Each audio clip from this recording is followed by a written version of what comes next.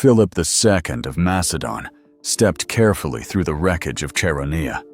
His boots splashed through pools of blood, turning the Greek soil into crimson mud. All around him lay the shattered remains of the coalition army, Athenians who had fled, Thebans who had fought to the bitter end. But among the carnage, something made even this hardened conqueror stop in his tracks. There, clustered like fallen stars, were 300 warriors, not scattered, not broken, but aligned in perfect formation. Their bronze-tipped spears still pointed at the enemy, their shields locked together in death as they had been in life. Each man had died protecting his beloved, their bodies draped over one another, hands still entwined. Philip's generals urged him to take their weapons, to strip the corpses for trophies. But the king who had just conquered Greece did something no one expected. He wept. "Perish any man who suspects these men of doing or suffering anything dishonorable," he declared, his voice echoing over the silent battlefield. For he knew what had just ended. Not merely a battle, but a revolution. These 300 warriors had rewritten the rules of war, not through superior steel or tactics, but through something far more radical, the weaponization of love itself. For 40 years, the Sacred Band of Thebes had been the most feared military unit in Greece. They were not just soldiers, they were lovers, bound by devotion as much as by discipline. It was this emotional bond, this fierce, unwavering love, that shattered the myth of Spartan invincibility. They had proven that courage drawn from the heart could break even the most disciplined war machine. Now they were gone. But their story, misunderstood, misrepresented, forgotten, was about to reshape the world's understanding of valor, sacrifice, and freedom. 3 days later, just as the morning sun crowned the Acropolis, a rider burst into the Athenian agora. His cloak was torn, his body streaked with mud and sweat from the hard ride. "The Spartans have surrendered," he gasped, collapsing against a marble column. Silence fell. No one moved. No one spoke. Someone laughed nervously. Spartans didn't surrender. They died on their shields, or not at all. It was their law, engraved into legend, etched into fear. But now that myth lay shattered. 292 Spartan hoplites had thrown down their arms on a barren island off the coast of Pylos and begged for their lives. Cleon, the controversial Athenian general, mocked even by his own people, had done what Persia never could. He had captured Spartans alive. And with that single act, centuries of fear began to crack. The psychological shock rippled across the Greek world like an earthquake. From the symposiums of Syracuse to the courts of Byzantium, one question echoed in disbelief. If Spartans could surrender, what else had been a lie? The answer had always been there, hidden beneath layers of propaganda so expertly crafted, they had deceived even the most discerning historians for generations. Sparta's most celebrated triumph, the last stand at Thermopylae, had been a disaster. They lost their king. They lost their elite guard. And the much-praised military system that raised boys into warriors? It was cannibalizing itself, generation after generation, producing fewer and fewer soldiers as its rigid citizen class collapsed under the weight of impossible expectations.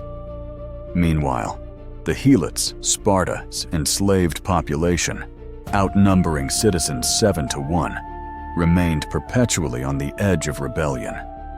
The fearless Spartans, in truth, slept with daggers under their pillows, afraid of their own shadows. Even more damning, Sparta had not won a decisive battle against an equal opponent in over half a century. Their glory had become illusion, held together by tactics of withdrawal, deception, and fear, tools of the weak, not the strong. At Pylos, that illusion was torn away. The armor was bronze, but underneath was hollow. And across the Greek world, eyes once blinded by fear began to open. What if Sparta wasn't unbeatable? What if they could be challenged, defeated? In a small city-state nestled in the fertile lands of Boeotia, a warrior, philosopher named Epaminondas was asking the same question. But unlike the rest, he wasn't content to exploit Spartan weakness. He was about to build something that had never existed before, a force born not only of strategy, but of love, intellect, and fire. The Spartan prisoners were marched into the Athenian assembly in chains. Their once feared crimson cloaks were now tattered, their gleaming bronze stripped away to reveal the pale, trembling bodies beneath. For centuries, Greeks had whispered of Spartans as something more than men, demigods forged in the brutal fires of the Agoge, immune to pain, born without fear. But now, watching these hollow-eyed survivors from Sphacteria beg for their lives, the truth was laid bare. Spartans were just men, and men could be broken. Cleon the Tanner, the once mocked populace turned general, drank in the silence like vintage wine. "Tell them," he said to the lead prisoner, a Spartan officer whose hands shook as he raised them. "Tell them why you surrendered instead of dying gloriously, as your laws demand." The answer would echo through history. "Because the stones and arrows came from every direction," the man said. "Because we couldn't see the enemy.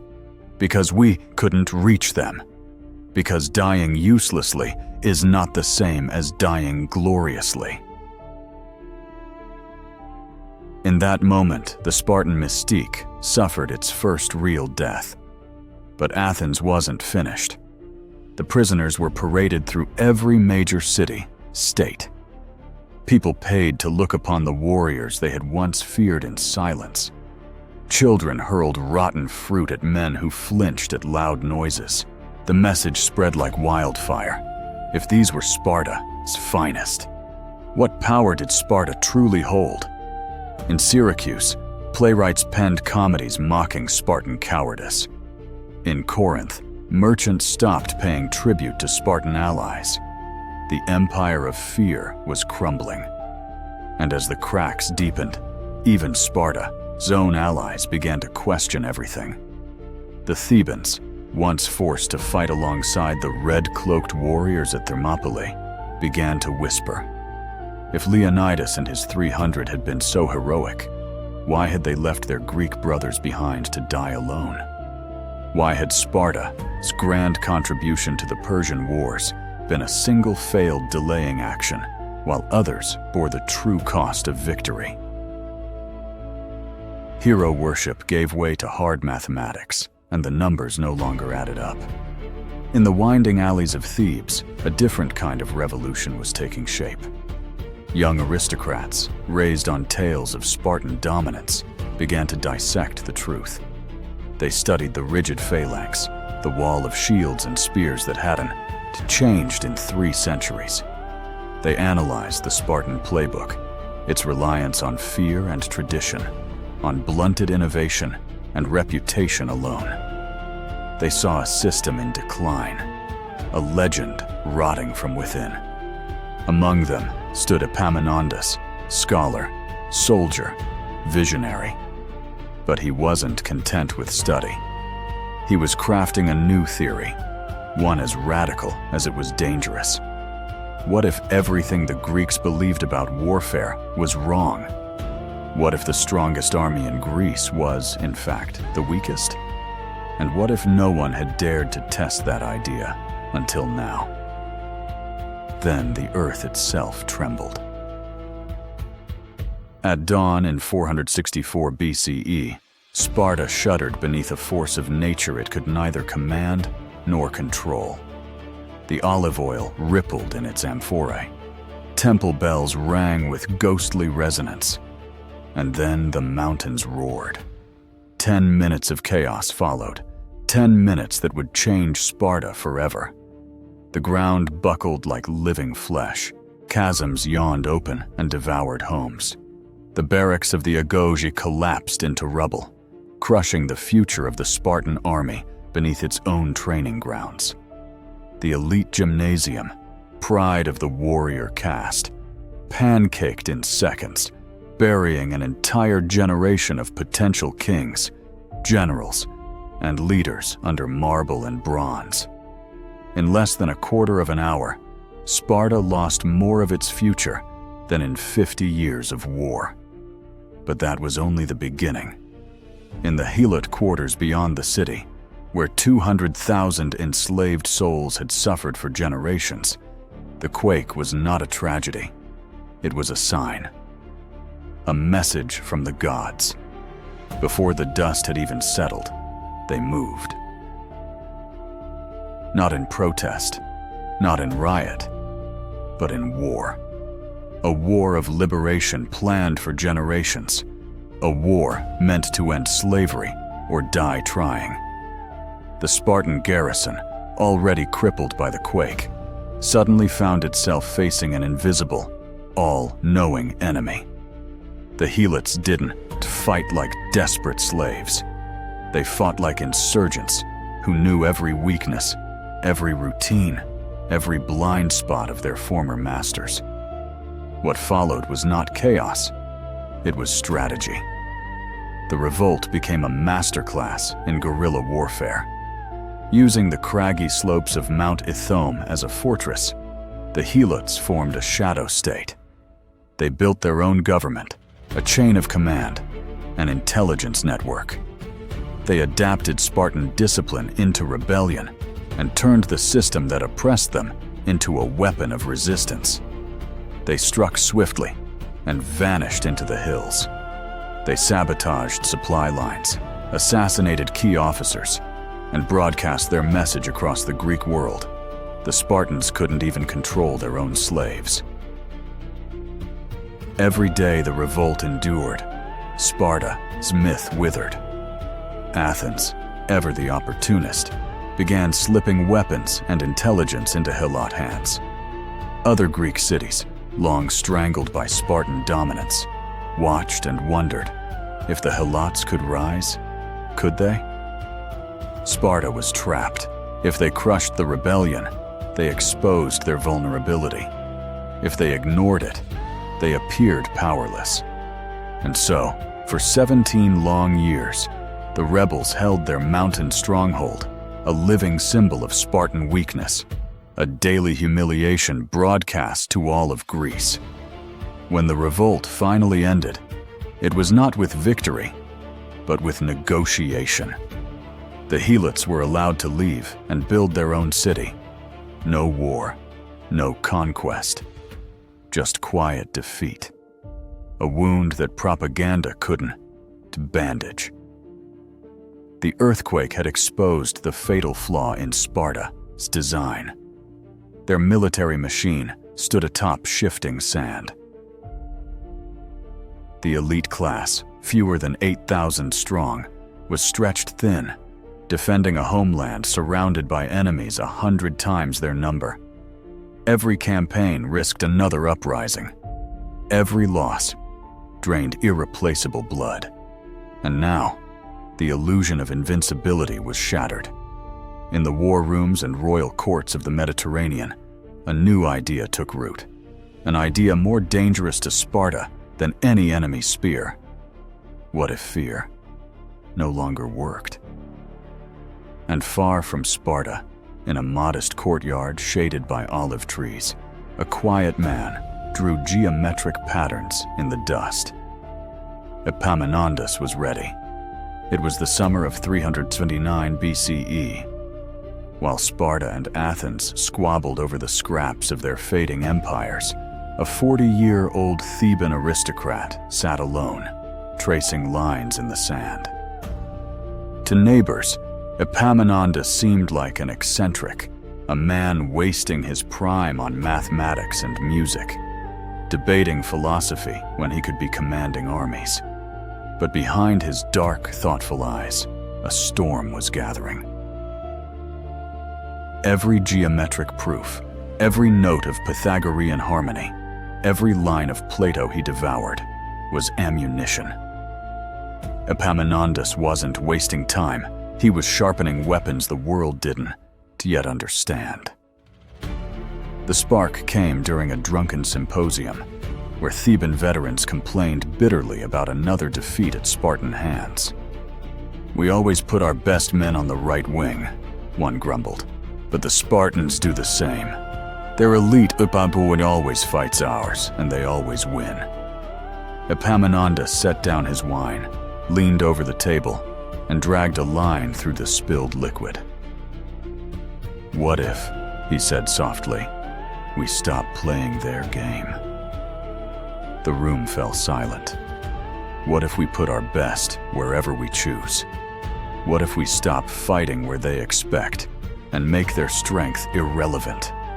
It was heresy. For 300 years, Greek warfare had followed an unspoken script. Rigid phalanxes clashing head-on, the right flank trying to outmaneuver the left. Battles were as ritualized as religious ceremonies. But Epaminondas wasn't proposing a new tactic. He was tearing up the script. "Imagine," he said, voice rising, "a column 50 men deep, driving through their weakest point, while their strongest are stranded, helpless on the far side. By the time they realize, it's already over." The math was beautiful. Traditional phalanxes were 8 ranks deep, designed for slow, grinding attrition. But Epaminondas had studied the physics of pressure, the geometry of force concentration. The same laws that governed levers and lenses could apply to flesh and bronze. Overwhelm one point, and even Sparta, a steel wall, would shatter like glass. But this plan required more than tactics. It demanded soldiers unlike any Greece had ever seen. Not just brave, not just disciplined, devoted.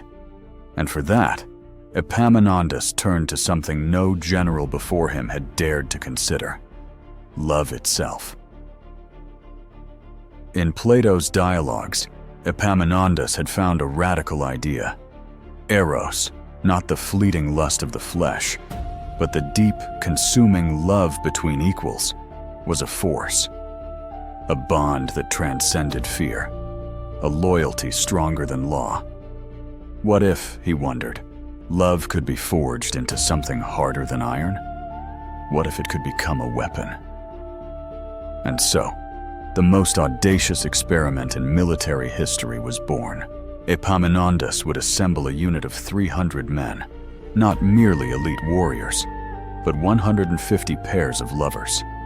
Men who would train together, fight together, and if fate demanded it, die together. Each man would protect not just a fellow soldier, but the person he loved more than life itself. The psychological impact would be devastating. Imagine standing across from soldiers who didn't just fight with discipline, but with the fury of lovers guarding one another's lives. Men who would rather die than watch their partner fall. This wasn't just military reform. It was a revolution of the soul. As winter fell, Epaminondas refined his vision. With wooden models and geometric calculations, he mapped formations, calculated angles, anticipated chaos. But he wasn't working with abstractions. He was preparing for real blood, real screams, real war. The Sacred Band of Thebes was about to be born. Recruitment began at dawn, but this wasn't the usual rallying cry for heroism. Gorgidas, the commander handpicked by Epaminondas, stood before the city's finest and said something no Theban general had ever dared to utter. "We're not looking for individual heroes. We were looking for pairs of men who love each other enough to die for each other." The silence was electric. In Thebes, romantic bonds between men were honored in poetry and philosophy, but no one had ever suggested building an army around them. The selection process was unlike anything in military history. It wasn't about strength or spear work. It was about trust, about intimacy. The officers interviewed each couple. How long had they been together? How deep was their bond? Could they rely on one another in the crucible of war? This wasn't just a fighting force, it was a brotherhood of the heart. And it was about to become the most dangerous weapon Greece had ever seen. One of the first to speak of those early days was Pelopidas, a young aristocrat chosen not for his name, but for the man he loved. "We trained not just our bodies," he would later recall, "but our souls. When Lander lunged with his spear, Pelopidas had to be there to catch him if he fell. When he raised his shield, Lander had to know, without a word, where the protection would be." They learned to move as one. Two minds beating in perfect rhythm, a heartbeat apart, and yet indivisible.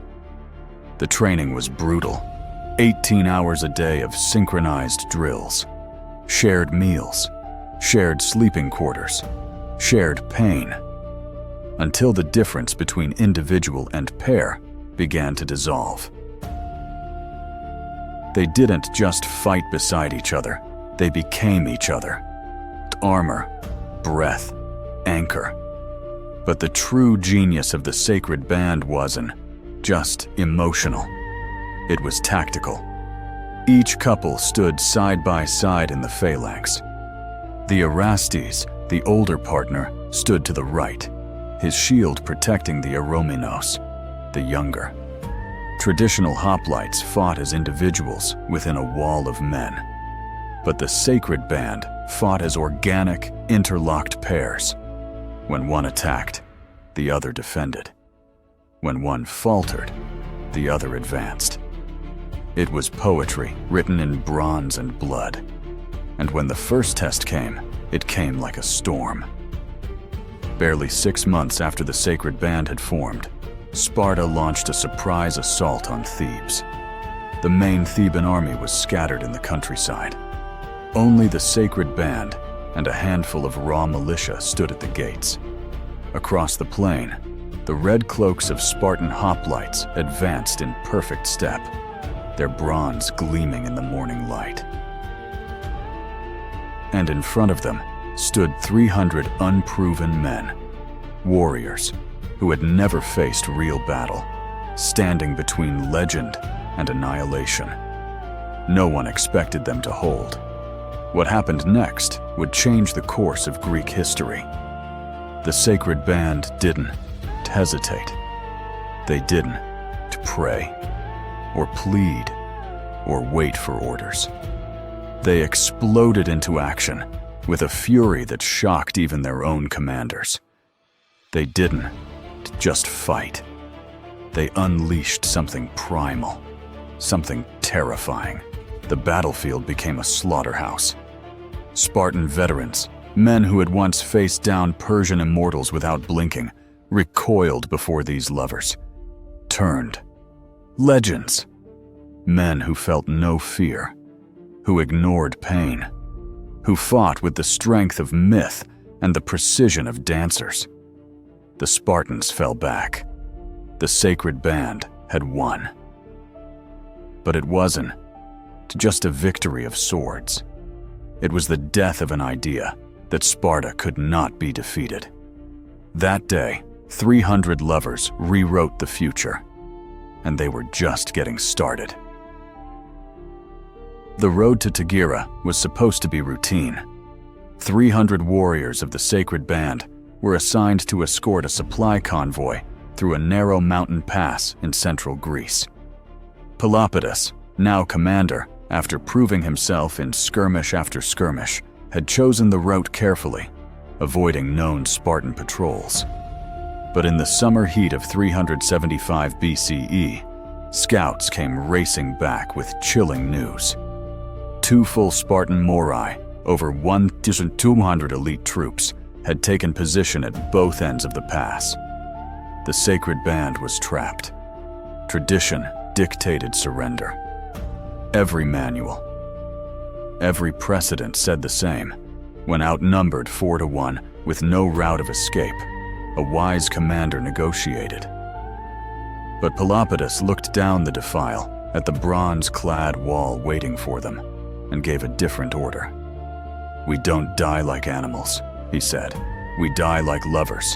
The Sacred Band locked shields, 50 ranks deep, 6 men wide, each pair shoulder to shoulder, and then they charged. Spartan commanders stared in disbelief. No one charged Spartans, not in a confined pass, not outnumbered, not without hope. But the Sacred Band was not like other armies. They advanced in perfect unison, bronze, tipped spears aimed like a single fist. At 20 yards, they screamed, not the cold, practiced war cry of soldiers, but a sound raw with love and rage and defiance. The scream of men who had already accepted death. The collision was thunder. They hit the Spartan center like a battering ram, punching through ranks that had withstood Persians and Athenians alike. It wasn't just superior formation. It was something deeper. The Spartans were fighting for pride. The Sacred Band was fighting for each other. Spartan lines wavered. Then, unbelievably, they broke. Veterans of Thermopylae, warriors raised to never retreat, turned and ran. For the first time in history, Spartans fled from the battlefield, beaten not by numbers, but by fury, by intimacy, by love turned to steel. News of Tegyra spread through Greece like wildfire. In the agora, in the bathhouses, in whispered circles beneath temple steps, the words passed from mouth to mouth. The Spartans had been routed, not by thousands, not by gods, by 300 men. And not just men, lovers. In symposiums across the land, the old certainty was crumbling. If love could defeat discipline, what else could fall? But the Sacred Band wasn't finished. They had pierced Spartan pride, but the body still lived. To kill it, they needed to strike at the heart. And so, in 371 BCE, Epaminondas marched. 11,000 Spartans and their allies stood on the plain of Leuctra, confident as ever, arranged in the same formation that had ruled Greece for centuries. Heavy infantry on the right, allies on the left, cavalry scattered on the wings. Across the field, barely 7,000 Thebans waited. To the Spartan king, Cleombrotus, it looked like another easy victory. But Epaminondas had a secret. Hidden in the Theban ranks, masked by dust and discipline, was the revolution he had spent years perfecting. The oblique order. A diagonal assault. Concentrated force on a single point of the enemy line, aimed like a blade straight at the Spartan elite. At the tip of that blade stood the Sacred Band. As trumpets blared and 2 armies marched toward each other in ancient rhythm, the Theban right wing began to retreat deliberately. Spartans roared in triumph. They believed the enemy was already breaking. They were wrong. It was choreography. The Theban phalanx pivoted like a door swinging on invisible hinges. And then, the Sacred Band struck the Spartan right with the weight of a bronze avalanche. This isn't ritual combat. This was focused annihilation. Cleander and Theron, veterans of Tegyra, tore through the Spartan front. When Theron was wounded, Cleander abandoned all defense to slaughter those around him. Around them, 298 others fought with the same desperation, the same passion. When Cleombrotus fell, a Spartan king dead in open battle for the first time in over 3 centuries, the myth died with him. Sparta broke. The invincible army scattered like frightened animals. The Sacred Band had done more than win a battle. They had ended an era.